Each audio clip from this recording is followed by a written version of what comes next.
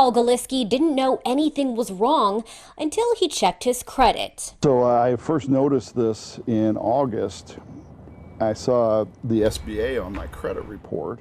He made a lot of calls. I tried to contact the SBA numerous times, couldn't get through. No one answered, and nothing about it made sense until he got a call back. I get a call from the lady who ran accounts payable from my former company and said, hey, there's a loan here for you from the SBA. And I said, wait a minute, what loan? I don't have a loan. No loan and no company. He sold his small business years ago. Someone used his name and his information to file for a small business COVID relief loan. Well, I absolutely wondered because they had to open up a checking account at a bank in my name as well in order to get the money out of the SBA.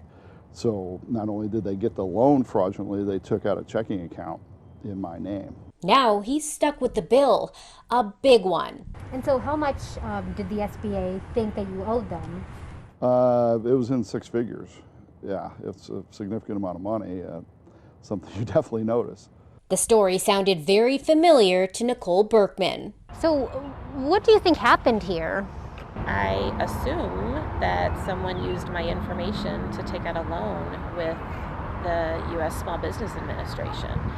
The unfortunate thing is, if they did use my information, it was all used, I guess, electronically or virtually. It's important to realize that it's not just business owners that can be the victim of scams like this. Joshua Morrell is with the FBI. He says complicated scams like this are common and tough to take down. There's no end-all be-all solution that presents a great way to figure it out.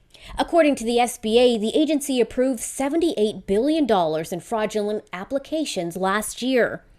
It's unknown how much of that money ended up in scammers' pockets.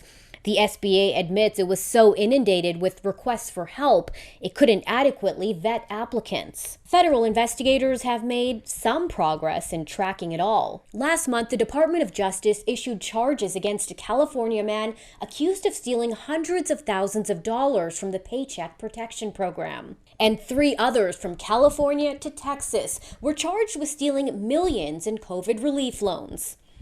Money that was supposed to be a lifeline for small businesses going into the hands of crooks instead. We've seen this on both a local, on a national, and even an international basis. What do you think the impact of this is? I mean, money probably went to scammers, maybe overseas, and maybe it wasn't going to people here who needed it.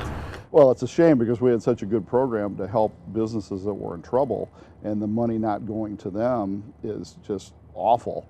The FBI recommends regular credit checks. Also, check every piece of mail that you get. Sometimes that's the first indication that someone has applied for something using your information.